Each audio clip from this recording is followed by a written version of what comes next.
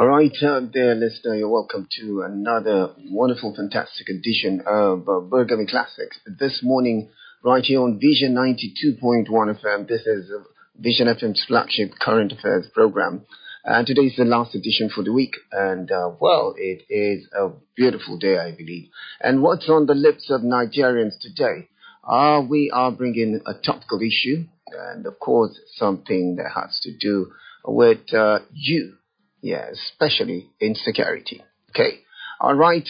Today we're asking the question as usual of today is to what extent can ACFs call for self-defense and insecurity? Did you get that? To what extent can ACFs call for self-defense and insecurity? All right. We brought this story from the background of the Iowa Consultative Forum, ACF, saying that there was a need for public awareness to educate the people on the importance of self-defense in the North due to the prevailing insecurity. Now, speaking in his opening remarks at the ACF National Executive Committee NEC meeting on Wednesday, the ACF chairman, Muhammad Mike Usman San, emphasized the urgent need for collective action to address the deteriorating situation.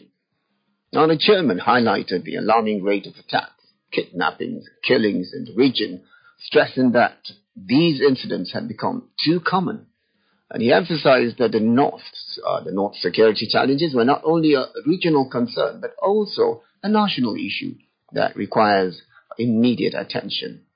Now, Osman warned that the worsening insecurity served as a clarion call to action, saying it is imperative for leaders, stakeholders and citizens to come together to address the region's challenges and ensure a safer, more prosperous future for all. I still quote him. He said, the North is currently under siege from various threats, including bandits, terrorists, kidnappers, and unjust treatment. We must come together to address these challenges. As leaders, we must demonstrate prudence and concern for domestic and environmental problems affecting our region. It is imperative that our governors and legislators work synergistically with traditional leaders to combat the ills plaguing our region. We must address the internal crimes perpetrated by our sons and daughters and work towards preventing these trends. There is a need for public awareness campaigns to educate our people on the importance of self-defense and preservation. We must develop local strategies to combat illegal mining by foreigners and locals in our region. Unquote. The ACF chairman also lauded the formation of the Shekaro-led League of Northern Democrats convened by an elder statesman, Dr. Omar Ardo, who was recently launched in a meeting attended by key northern elites in Abuja. He said, the League of Northern Democrats, a group comprising former governors, senators, and other prominent figures from the region, aligns with the ACF's goals. However, he stressed the need for inward reflection and immediate action rather than focusing solely on long-term political solutions. The chairman emphasized the importance of collective action, inclusive leadership, and collaboration among stakeholders to address the region's insecurity challenges. Now, again, brings us to our question this morning. To what extent can ACFs call for self-defense and insecurity?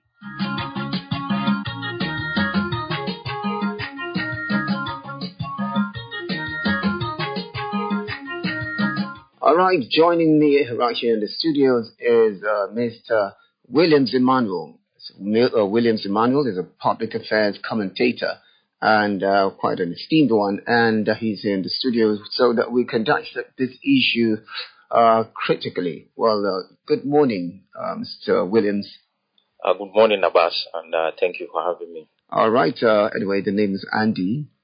All right. Okay. Sorry. All right. That's all right. Yeah. Okay. And this morning we really want to analyze this issue. To what extent can ACFs call for defense and security? Yes. So, I think that is our very first question. Yes. To what extent can ACFs call for self-defense and insecurity? Now, if you ask me, I feel this should have come long ago, before now. Okay. It is coming rather late. But like we say, it is better late than never. Yes. You remember when there was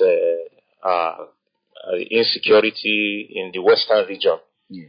The governors of that particular region had to come together to form the Amotekun.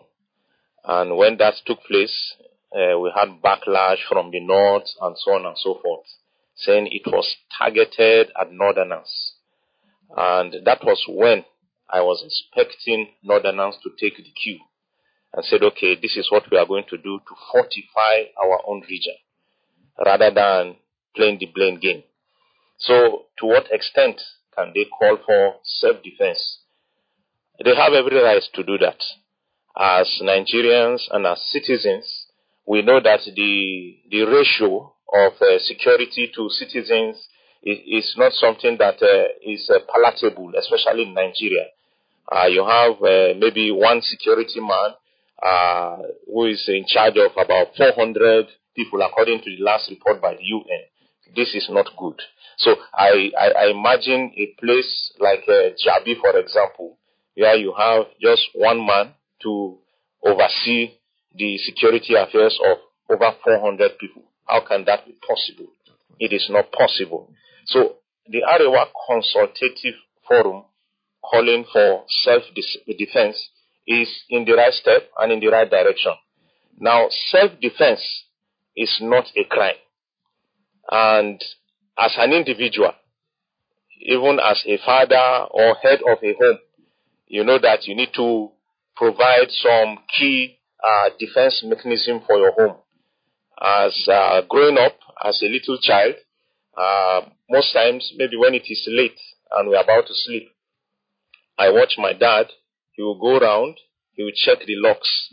Is this door properly locked? If it is not locked, then he will lock the door. Maybe there are certain things he may keep in case we have a burglar at night. Intruder. Yes. So definitely you need to make some certain arrangements to provide security for the unknown. If that is not done, you will be caught unawares. So the Arewa Consultative Forum calling for this is not a crime, and it is a step in the right direction. Like I said, it should have come long ago, but thank God that it is coming now. So we can still do something, the people can still do something, and they can still rise up to the challenge. Okay, but another question is, will self-defense not involve taking arms against these kidnappers and bandits?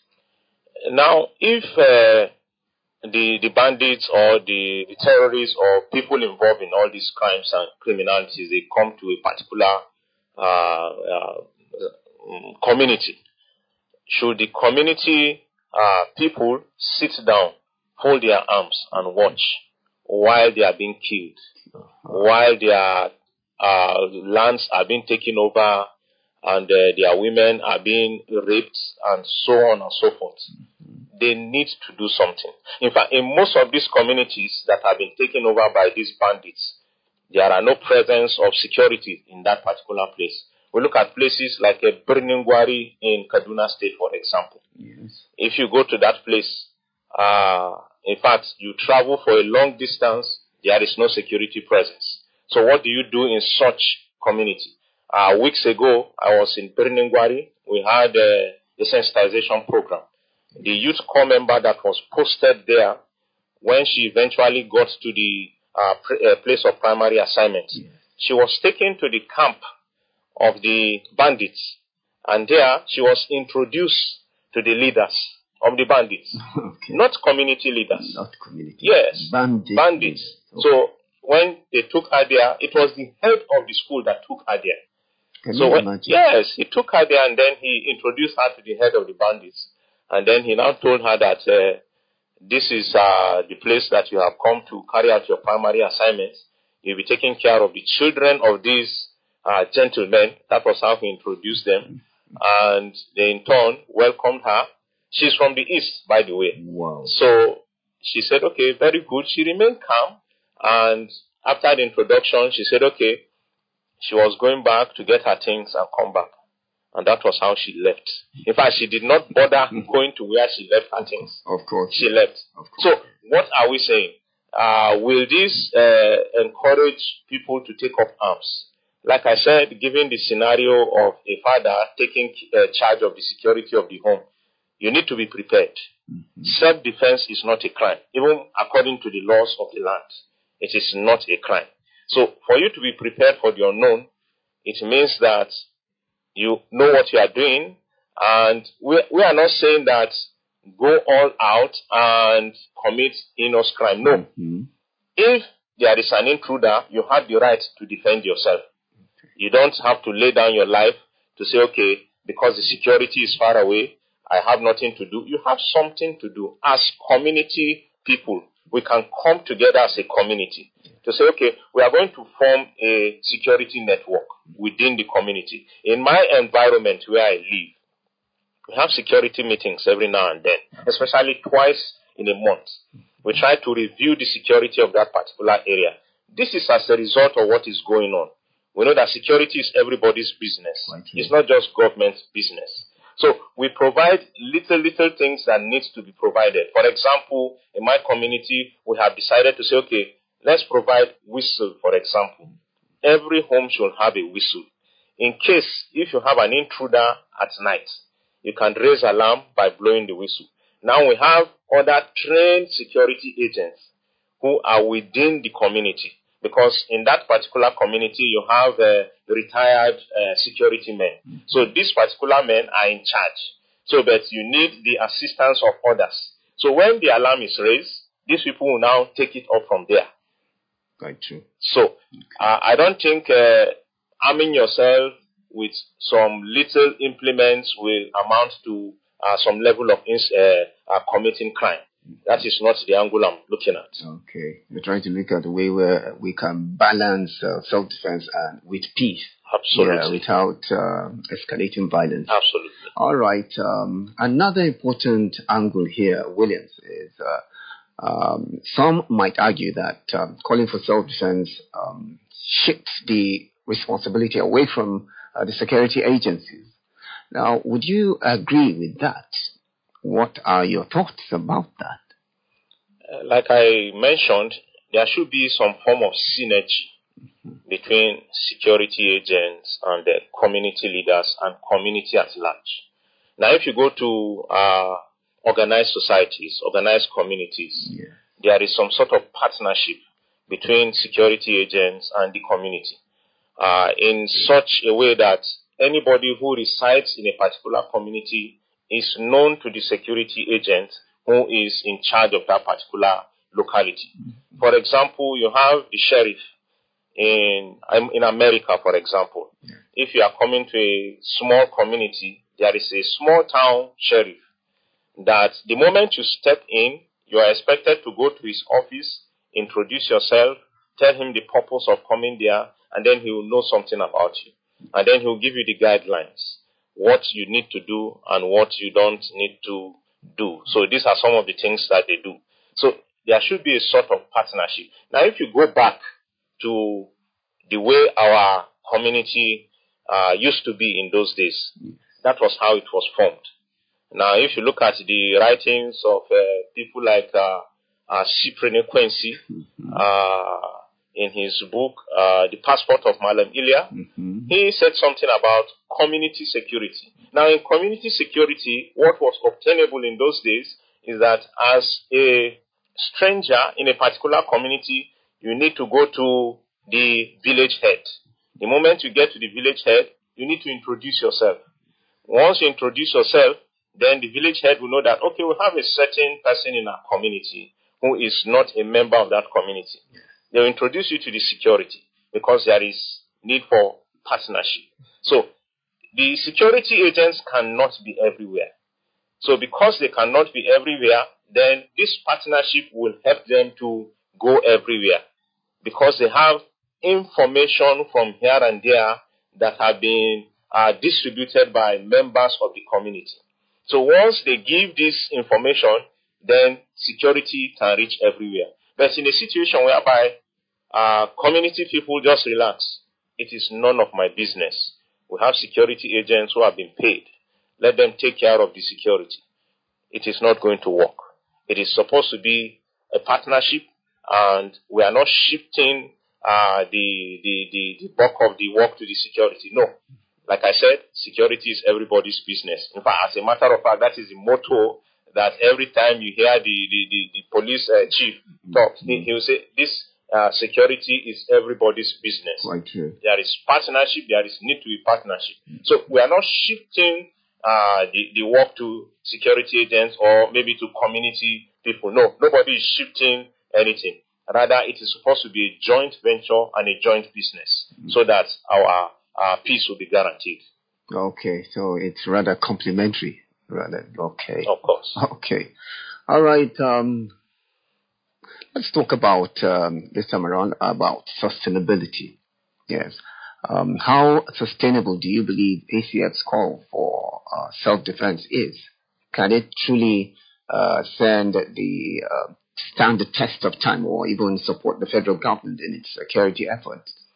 Now, if you look at the statement by the ACF, looking at what the chairman said, Mama Osman, yes. He said we need to call on our sons and daughters.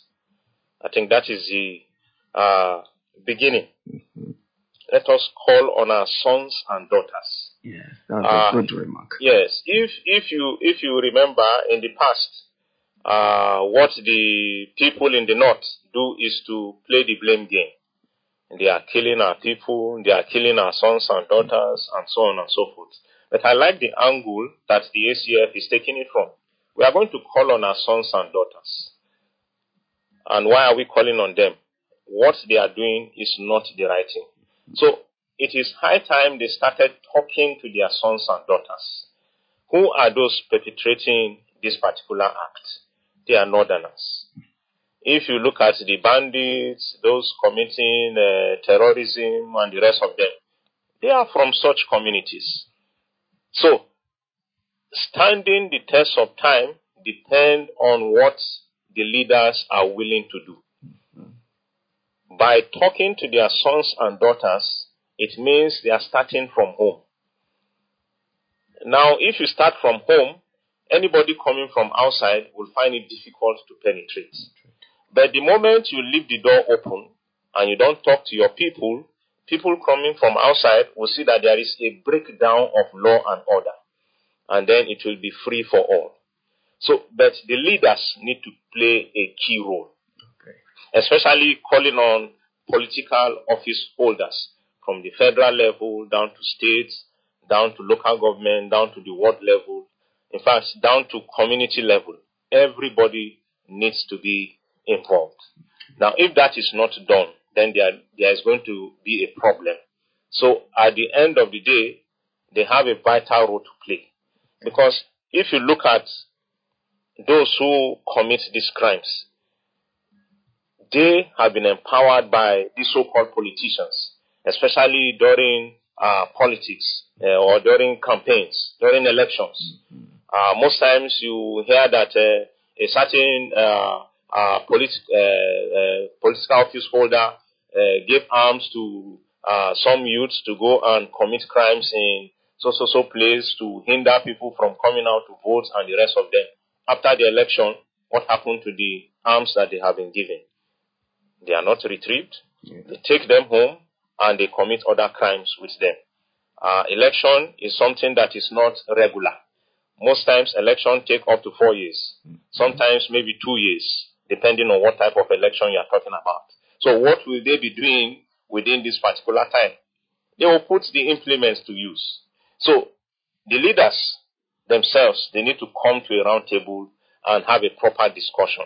Because most times, like I said, they are the ones that arm these particular youths to go and commit such crimes. So for me, it is important that they take it very, very seriously.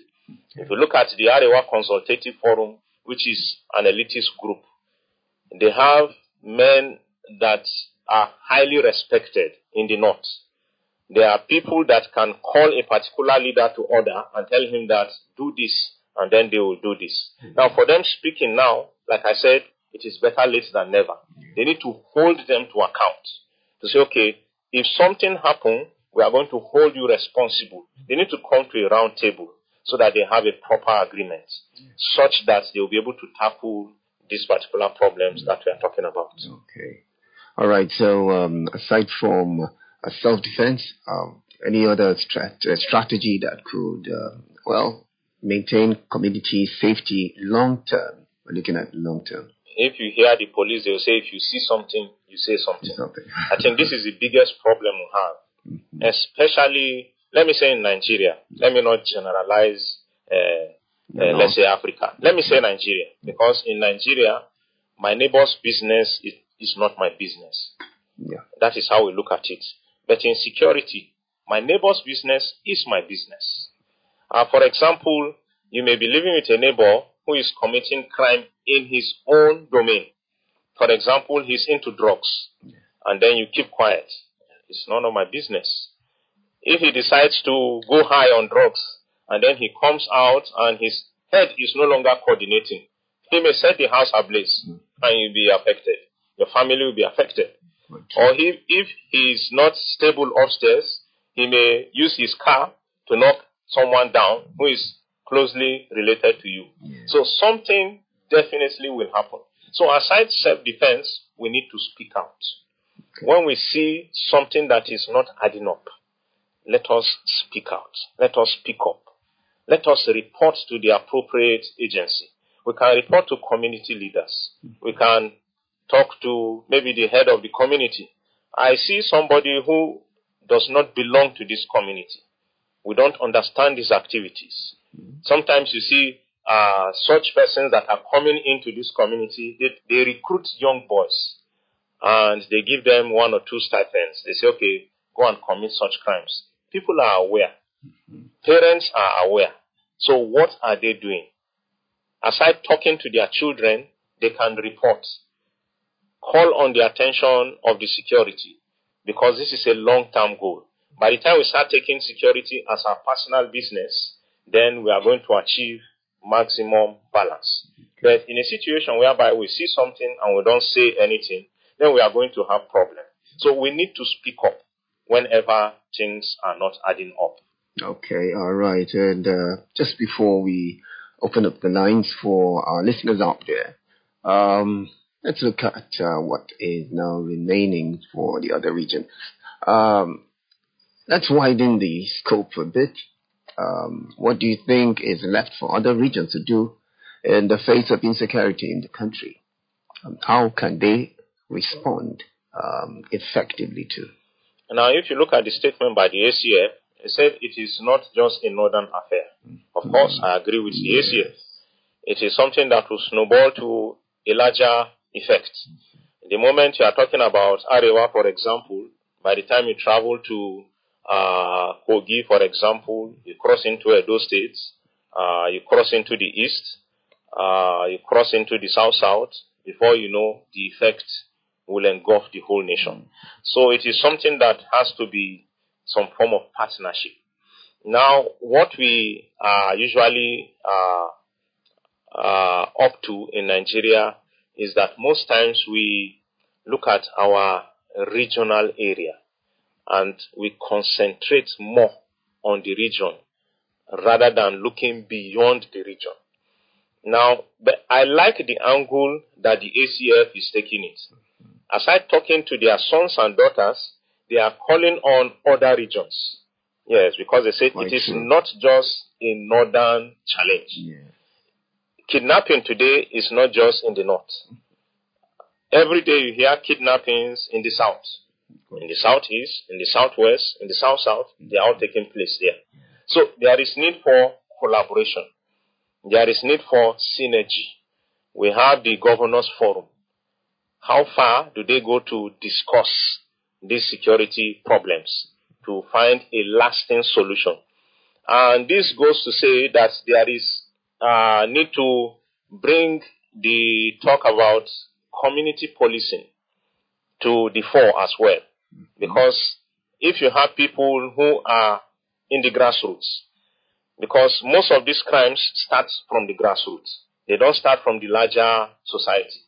They start from small groups, and then they start building up, and then they become something bigger. So, involving the grassroots, people from the community at the grassroots level is very, very key. Most of these communities, in fact, there are places that you go, you cannot even distinguish between a particular boundary from another. Remember when we had problems with Niger Republic, for example. And then they said, if you go to that particular place, you will not be able to say, this is Niger Republic, this is Nigeria. They are intertwined. So it means the people and in fact, most especially those who control the affairs, they need to come together to work together. If they don't work together and they relax and they say it is a regional affair, definitely someday, sometime, it will snowball and it will take effect. And then it will reach the other regions. This is paramount. If fire starts, fire is not just contained in a particular place. The moment there is fire, it will engulf the whole building. Before you know, it will get to the roof. It will consume, move to the next building, until it engulfs everything. So, in Hausa, they said if you see your neighbor's beards caught in fire, what are you supposed to do? You bring water and put on yours. That is what they say. So it means that the moment there is trouble in one region, you should start thinking of what to do.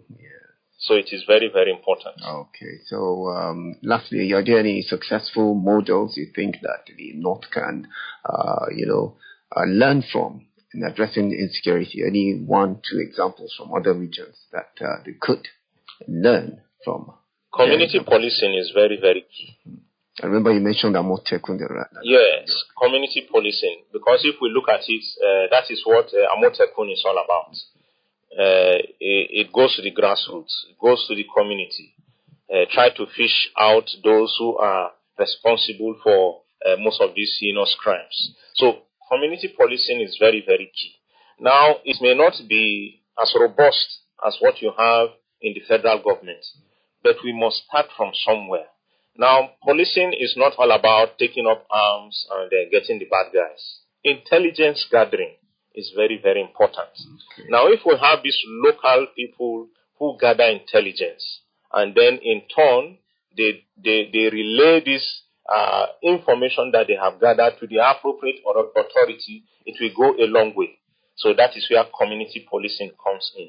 And then providing information by people from the community is also very, very key. So everybody should be involved. And the North should look at how to synergize, especially the North is very, very big. Because when we talk about the North, we are looking at the 19 northern states. So 19 northern states coming together to form something like the Amotekun will go a long way to safeguard the North and to bring peace. If you go to most of these places where all these crimes are being perpetrated, you see that there is no presence, like I said, of security. I know of areas in Kaduna, for example, where it is the bandits that make the laws. They are the ones collecting taxes. If you want to farm, you must go and pay certain amount of money. You pay to the bandits. You don't pay to the local government. You don't pay to the state government. So there is no presence of state or local government there. So the bandits are the one controlling everything. But by the time we have police, community policing, they can be able to do something by nipping it in the bud, even before it starts. Like I said, they don't just come and start at once. It grows gradually. So before they get to that point where you'll not be able to control it, those within the community gathering this intelligence will do something about it. Okay. Thank you very much. We've been talking to Mr. Williams Emmanuel. He is a public affairs commentator, and Today, as you've listened to, we are discussing a very crucial topic that affects the North, that affects insecurity. We are asking to what extent can ACS call for self-defense and insecurity? And if you're there with us, yes, it's time you contribute. We've opened the lines right now. Call 0916-770-9564. Remember the ground rules. Don't stretch your points. Just have them hit the nail on the head and don't go off track. And let us contribute meaningfully to the discussion. Okay. And you'll be true. I see a 34th caller. Hello and good morning. Hello, Andy, good morning. Morning, and how are you? Fine, how's work? Work is fine. Thank you. Yes, in the studio, good morning. Good morning, thank you. My name is Oga Gabriel. Yes, Oga Gabriel, you're welcome. See, Andy, the question to your answer is no. It will not help cause the insecurity in the country or in the north. Rather, it will even increase insecurity. Why did I say so? It's rather very unfortunate that. Hello? We're with you. It's rather very unfortunate that we are calling for self-defense at this time in our life, because our security agencies are not helping us at all. If not, why would a civilian take arms to defend himself if the security agencies are doing their work? And why did I say that it will not help us the insecurity? It's because of what is happening now. You can see Omotefu, they are doing their own. In the north, we had something like that before. And within the police, the security agencies, we have what we call civilian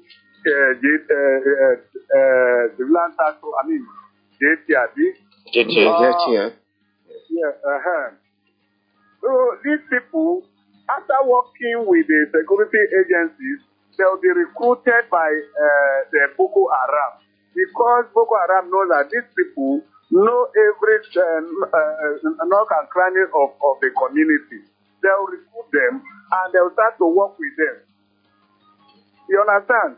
So it would be very dangerous to give guns to somebody you don't even trust. I trust in the sense that it is within these people that give information to the bandits and the kidnappers, because they are not professionals. It is the duty of the police and the army, who are professional in saving lives and property, that are supposed to do this work. That is, by the way, when in those about 5 or 6 years ago, when General Brutai was the head of the army, General T.Y. Danjuma retired, said something like this, that he has seen that the army are compromising, that they are now becoming politicians in their work. You understand? They politicize their work, and that everybody should get up and take stand and defend himself.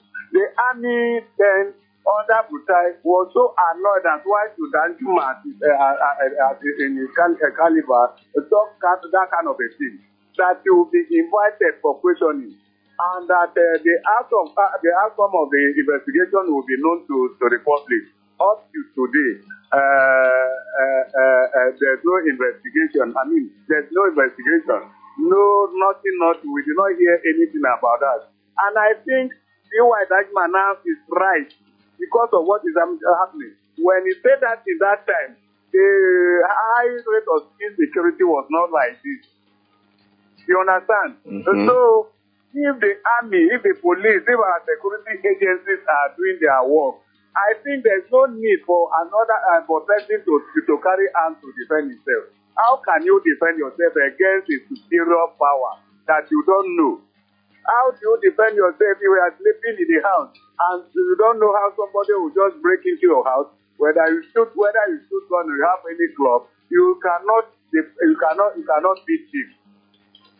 You understand? It is a duty of the security agency the security agencies to defend us, and not to us taking arms to defend ourselves. Like I said before, this same arms you give people to defend the community will still be used against the community tomorrow, and the secret of the community will be linked to the bandits, to the bad people, through these people, because they are not professionals. They don't know how to keep secrets of their operations, and that is why we are suffering from it. Then the northern leaders calling for self-defense now, like our guest said, it's too late. It came rather too late. It would have been before now, but then what we do? Like he said, like, look, in a village, if he has a visitor, there is a person he will introduce this visitor to, and say, this is my visitor. He came for so reason. If his reason is genuine enough, they will accommodate him.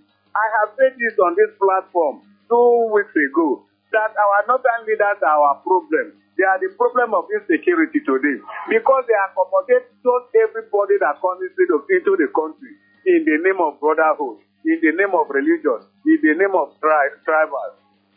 You understand? People who come from Chad, from Niger, from Sudan, and because they pray together, they will just accommodate them. They don't even know why these people are coming in. The insecurity we are having today is not caused by Nigerians. It is caused by outsiders whom we don't know. Some people will do something in the night and run back to their country in the morning, because the boundary is so close. People who stay with us, do we know them? And like we have been professing for state police, yes, they have said it all. These people, we in our community, we are interchanged, and everybody knows everybody. We know how you start your life. We know you as a boy. Now we know you as a man. We know your character. You know what you can do. We know what you cannot do. So the police will go along in helping covering this insecurity. Okay. And it is so annoying that our leader caused this problem. Now they are calling on how to take it off. It's very unfortunate. It is. But it's still good that they are calling on how to solve the problem. But my argument is that taking arms for self-defense is not the best, because the same arms will soon be used against us. Good morning. Good morning, and thank you very much. Oga Gabriel there, raising a very compelling argument there, regarding the trustworthiness of those who would be armed. Yeah, it's quite true. It's true that not everyone is trained professionally, and there's a risk in arming civilians who may not have the proper training or the oversight. He also mentioned General Njuma's comments 5 years ago, about carrying arms for self-defense. Well, I think it seems there's a lot of frustration about the role of security agencies in protecting civilians. Hello, good morning. To what extent can ACFs call for self-defense and insecurity? Hello? Hello? Yes, good morning. Yes, morning, Mr. Andy. My name is Abdullah Sharubutu, and I'm calling from Mararaba. Okay, you're welcome, Mr. Sharubutu. It's a great pleasure. See, I let me greet him for his wonderful analysis. There's one thing that is always a painful moment for me when it concerns insecurity in Northern Nigeria, is that the leaders, whether they are political leaders, whether they are religious leaders, whatever leader they call themselves in Northern Nigeria, today is like they are waking up to say they want to at least be committing themselves into an idea that does not really work for this Northern Nigeria. What is the meaning of self-defense? Self-defense that in not the sentence leads to self-destruction. self-defense that will sometimes lead to a lot of unnecessary ideas in northern Nigeria. And at the end of the day, they create more problems in northern Nigeria. Is that how to go about some of all these issues? What they are supposed to do, they did not do earlier. They've been sleeping, been in the slumber, not knowing precisely how to take decisions. And yet today they are coming up to say there should be self-defense. Self-defense from where? With what? Humans told us, they do they know the implication of it? In any security balance, do you mean to say in a society or in a country like Nigeria, people should now defend themselves? Do you know what will be the aftermath of what decision they have just made? I think they need to be more proactive than at least making some of all these statements. It is unnecessary to begin to put all this in order now, because I have been watching with keen interest to see that northern leaders are not prepared to at least, to prepare the northern Nigeria into the real framework to make us to look really I've been serious about Nigeria as a country. So there is need for them to know that, see, they must be very, very careful with what of the statement they make on a political platform like this so that they don't, at least, put more trouble in northern Nigeria. That's my contribution. Have a beautiful and splendid weekend. Bye-bye for now. Okay. All right. Thank you very much, Sharubutu there. He is against the self-defense mechanism that is being called for by northern leaders out there. Thank you very much. It's quite critical. You can still call 0916-770-9564. I appreciate your perspectives once again, Sharubutu. You said there's a need for leaders to be cautious with their remarks. That is equally true. But let's hear what the next caller has to say about it. Hello, good morning. Hello. Hello, Andy. Yes, good morning. Good morning. My name is Bala Mohammed. I'm calling from Dubai Fruit Market. Bala, you're welcome. Thank you. Thank you, Mr. Andy. You see, Andy, candidly speaking, talking about the ATF calling for this self-defense issue. Yes. You see, the essence, it's a sign and portent of failure on the side of the government. Because the essence of every government is to defend the lives and properties of its citizens. But where the government cannot protect the lives and properties of its citizens, then what do you think will happen? People will be calling for self-defense.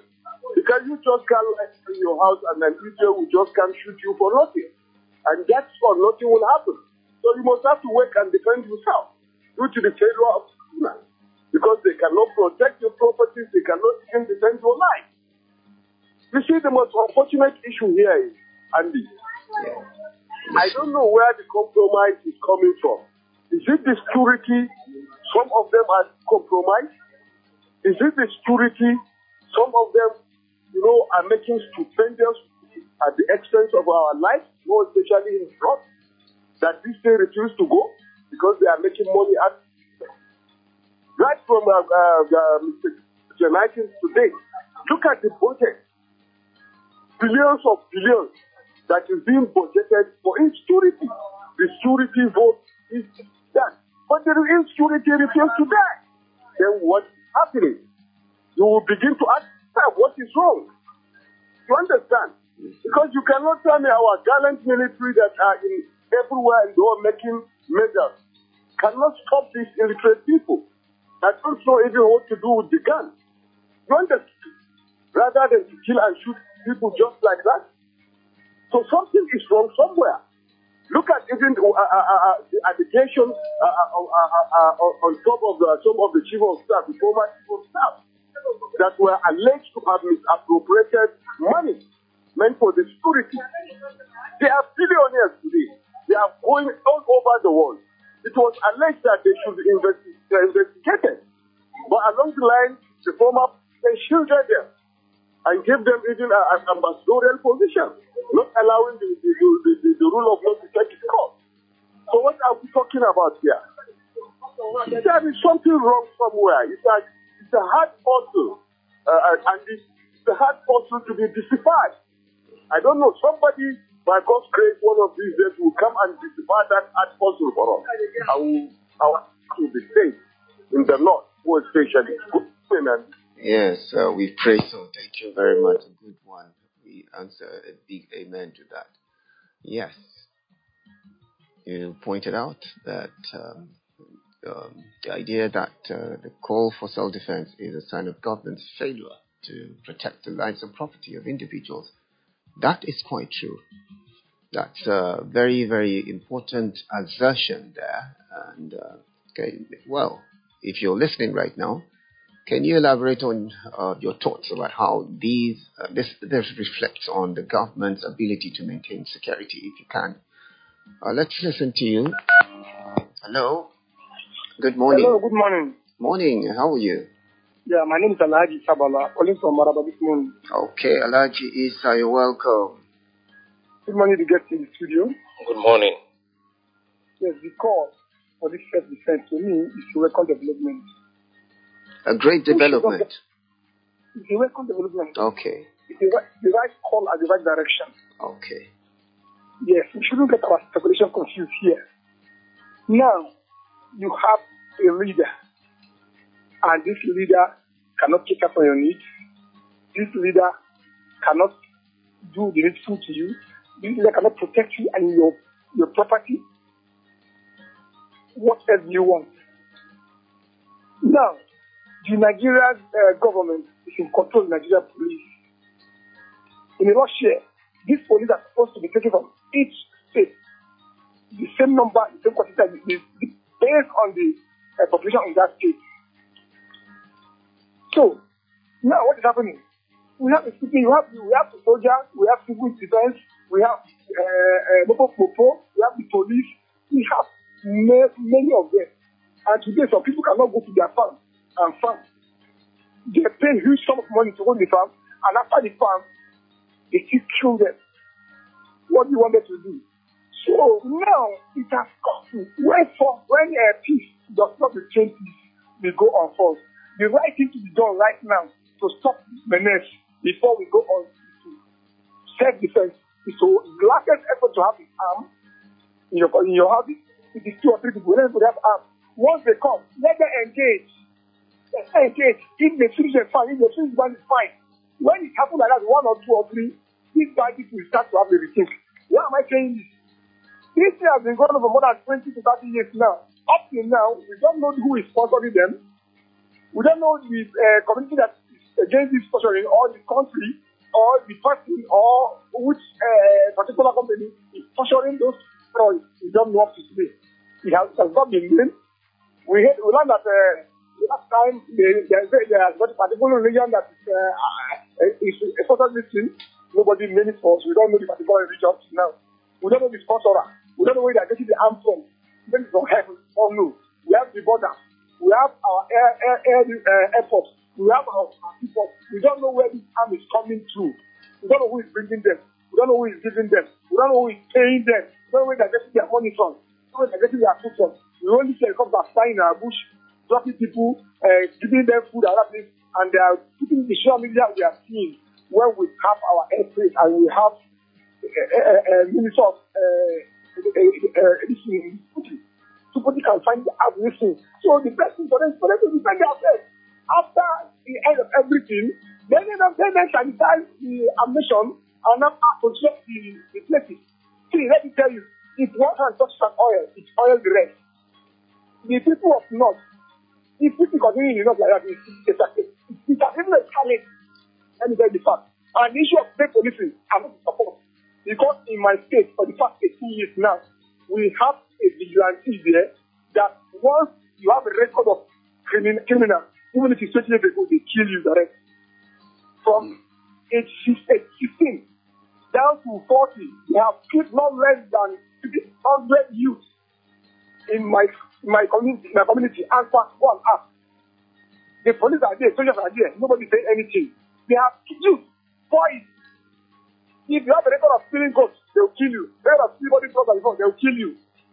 I mean, it's past, not even present. And if you have a land to somebody, that person goes and give them money, they will kill you. As I speak to you, it's happening up to today. Last time they arrested them, the AIT had to show one of them, and he told us that once they kill somebody, they pack your pop and his penny and give to somebody. The name was named in the AIT.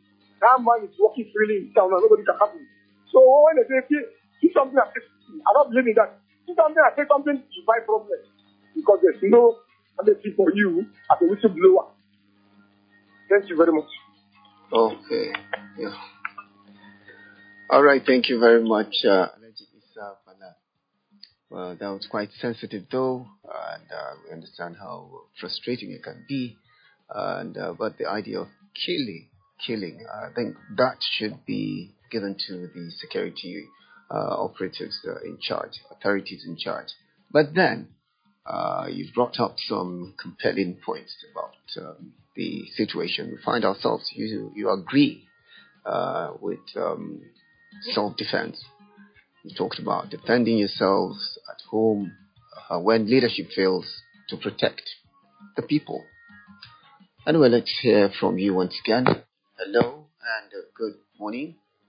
Hello, good morning, Andy. Yes, you're welcome. Good morning, our guests in the house. Good morning. My name is Samuel Abu from Kogi State. Okay, Samuel Abu, thank you very much. As much as we welcome you from Kogi, yes, we want to give you just hurriedly 2 minutes. Okay. You see, this issue, in fact, it has come to stay for a long time now. Okay. The solution to it is what we are finding out now, whether we can find the solution.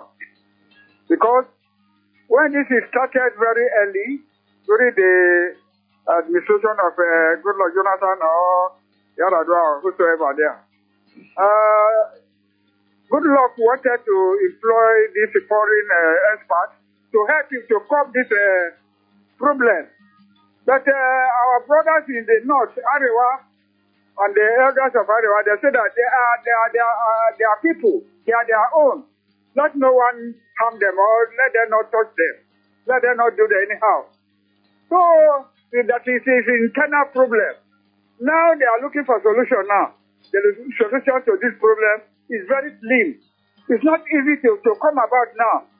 Because unless Tinubu has to employ these foreigners, see the way they are killing our soldiers. See the way they are spreading all over. This is Islam or whatsoever. We know their mission, but we don't want to talk it. Some people are asking, who are their sponsors? We know their sponsors, but we don't want to talk it. How is Nigeria so poor, so loose like this? With our border, everybody can come in and go at any time, anyhow. It's too bad for us. So let Nigeria arrange itself and prepare for a good war against these people. They have killed many, and they are still killing. They are spreading. They are going far. It is not only the north now. They want to take over Nigeria by force. I'm telling you the truth. So we have to stand on our feet. Tinubu should stand on his feet. So he employ foreigners to help us. We are helpless now. May God bless Nigeria. Thank you. All right. Thank you very much. That was Abu right there. It's a fervent caller. He calls from Kogi State. Gets us loud and clear. Sorry, you can't take any more of the calls. We have to come back here and, let the resource person in the studio, Mr. Williams, Emmanuel, is here. Let him just respond quickly. He's got like 4 minutes to respond to those views of yours. What do you make of it? Quickly, I think I like the angle that one of the callers took, where he said the call by ACF is as a result of a failure of government. Mm-hmm. I quite agree with him.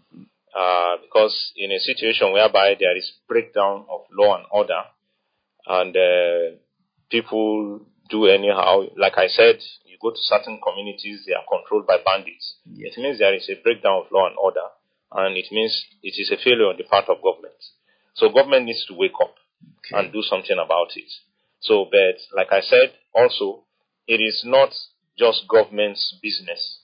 It is a collaborative effort between those in government and those who are being led by the government.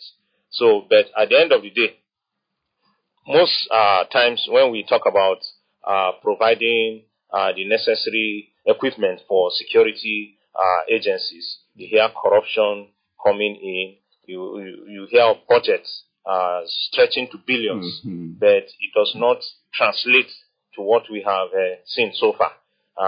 Most times you hear maybe $1 billion in dollars spent on arms and ammunition. You expect that with that kind of budget, you will not hear anything again, but it becomes worse after the budget and after the procurement. It means something is not right. So who are those who are sabotaging the effort of the government? So most times when these people come out and then there is one or two cases here and there, before you know, it will be buried and nobody will hear about it again. So, but the government need to come out and they need to be open so that people will be willing to speak. Okay. If people speak, like I said, self-defense goes beyond carrying arms and ammunition. Intelligence gathering is one of them. Saying something and saying something is one of them. Now, these days, there are certain communities that you go to that you cannot walk freely, especially if you have your phone with you. Quite true. So, in such a situation, what will you do? Will you just go out like that and then allow the hoodlums to attack you? No, you need to defend yourself. Yeah. Pepper spray is there. Even though there is no organized pepper spray, like I said, we have a security meeting in my community, and these are some of the things that we discuss. Yes, you can make your own pepper at home. Improvise. Yes, when you improvise, you go on the street, anybody who attack you, the first thing to do is to go for their eyes with the pepper. Yeah. So you don't need to have the spray, but you can do your own at home, locally made, and it works. So these are some of the things we are talking about. So when we are talking about insecurity, self-defense, and the rest of them, it is holistic, and then we need to look at it from that point of view. Well, thank you very much. It's been an interesting discussion, and we've come to the end of today's discussion on Burgami. We've had a range of insightful perspectives from callers, from Ogai Gabriel's concerns about the effectiveness of security agencies and the risk associated with civilians carrying arms, to Sharuputu's warnings about self-defense leading to self-destruction. It's quite clear that many of you feel a deep frustration with the current state of security. Anyway, Bala Mohammed, thank you very much. You mentioned the alarming disconnect between government funding for security and its effectiveness, while Alhaji Isabala argued that the necessity of licensed firearms for personal protection and the importance of community policing. And finally, Habu from Kogi State, you reminded us of the historical context of these issues and, the evolving calls for action. Well, thank you very much. Your contributions have been really great in shaping today's conversation. I want to again thank our guests, extend a heartfelt thanks to Mr. Williams, Emmanuel, a public affairs commentator. We hope you join us again on the program. I hope so. Thank you. He shared a good expertise and insights. Okay, thank you too to our producer, Baba Tunde Ayeni, for facilitating today's program and ensuring everything runs smoothly. Thank you.